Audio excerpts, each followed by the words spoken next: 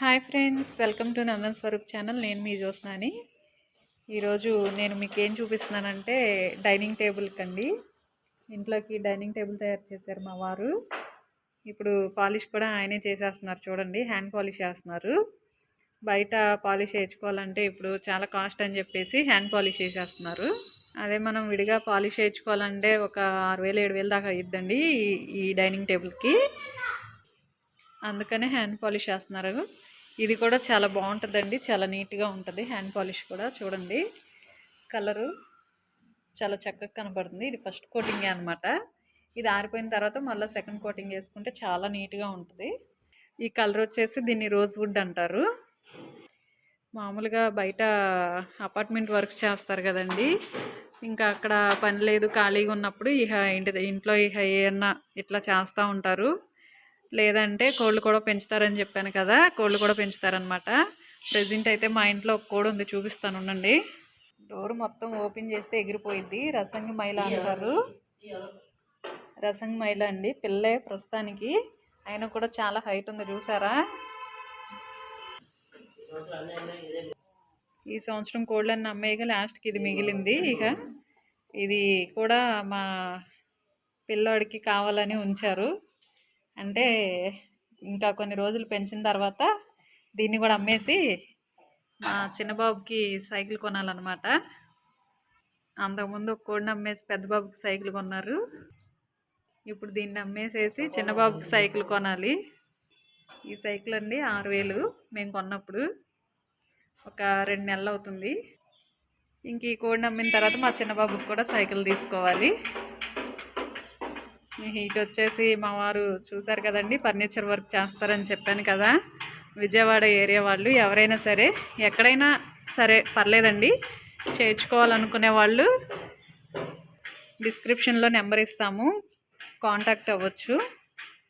నేను ఇది మొత్తం అయిపోయిన తర్వాత ఇంట్లో సెట్ చేసి దీనిపైన గ్లాస్ కూడా వేసుకున్న తర్వాత నేను మళ్ళీ మీకు చూపిస్తాను. నేను ఒరిజినల్ బలాసా టేక్ అండి. ఈ కర్ర ఎంత సింపుల్గా చూసుకున్నా 10,000 అవుతుంది. మేము ఇంట్లోకి కదా అని చెప్పేసి సింపుల్గా చేసేసారు ఇలా డిజైను.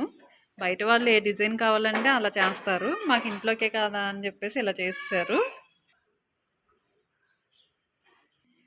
ఈ కలర్స్ వచ్చేసి రోజ్ వుడ్డే కాకుండా టేక్ వుడ్ అని, బ్లాక్ అని చాలా ఉంటాయండి. 2-3 కలర్స్ అయితే ఉంటాయి. మేమైతే టేక్ వుడ్ కలర్ వేసుకుంటున్నాము, రోజ్ వుడ్ కలర్ వేసుకుంటున్నాము.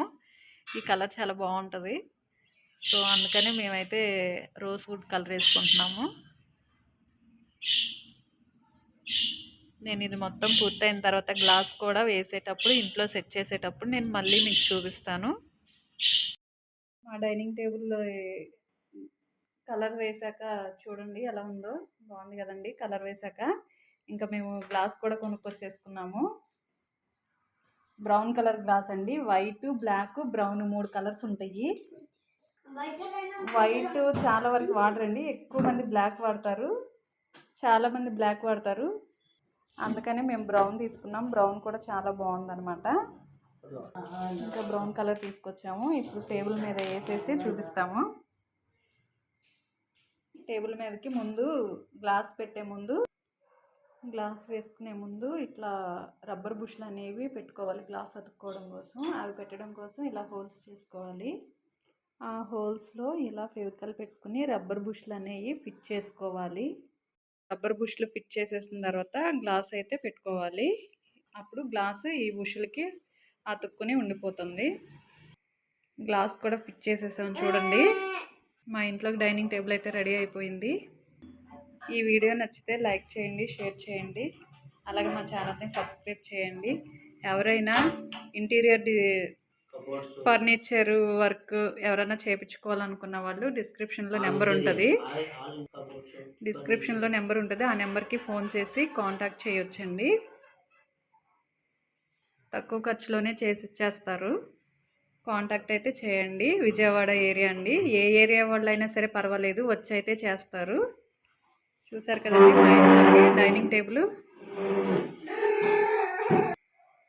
లైక్ చేయండి, షేర్ చేయండి, సబ్స్క్రైబ్ చేయండి, కామెంట్ చేయండి. Bye friends.